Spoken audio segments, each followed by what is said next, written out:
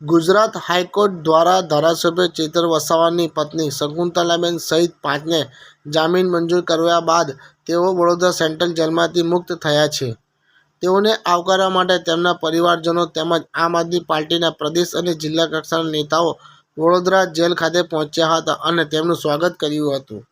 આ પ્રસંગે આમ આદમી પાર્ટીના પ્રદેશ પ્રમુખ ઈશુદાન ગઢવીએ જણાવ્યું હતું કે ચેતર વસાવા અને તેમના પરિવારને ભાજપે ખોટા કેસમાં ફસાવ્યા હતા, પરંતુ આજે સત્યનો વિજય થયો છે। ચેતરભાઈ વસાવા પર ટૂંક સમયમાં જેલમાંથી બહાર આવશે। જે રીતે ચેતરભાઈ અને એમના પરિવાર અને આદિવાસી સમાજના ખેડૂતો ઉપર ખોટી રીતે કેસ કરીને એને તુરંત સજા અપનાવવામાં જ્યારે ભાજપે એટલો મોટો રસ લીધો હતો, ત્યારે આજે સત્યનો વિજય થયો છે। સત્ય પરેશાન થઈ શકે છે, પરાજિત નહીં। આજે માનનીય હાઈકોર્ટ તે ચેતરભાઈના પત્ની શકુંતલાબેન અને બીજા 4 એમ મળીને 5ના જામીન મંજૂર કર્યા છે। આગામી સમયમાં ચેતરભાઈ સહિત જે બાકી રહ્યા છે એમના પણ જામીન મંજૂર થશે, એમને પૂરો વિશ્વાસ છે। આ સમગ્ર કેસ ફરજી બનાવવામાં આવ્યો હતો, ફરજી રીતે જેલમાં નાખવામાં આવ્યા હતા।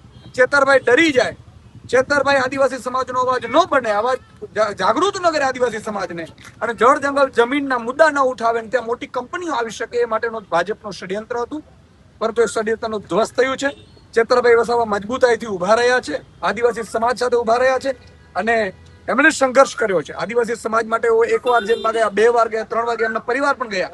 આજે શકુંતલાબેન અને આખો જે બહેનો છે એ આજે જેલમાંથી છૂટી છે, તો હું અને માનનીય ગુલાબસિંહજી, વર્ષાબેન, નિરંજનભાઈ, દયારામભાઈ સહિતની આખી ટીમ અમારી એમને આજે લેવા માટે જેલમાં આવ્યા છીએ અને અમે વિશ્વાસ અપાવીએ છીએ આદિવાસી સમાજને કે તમારો અવાજ ગૂંજતો રહેશે।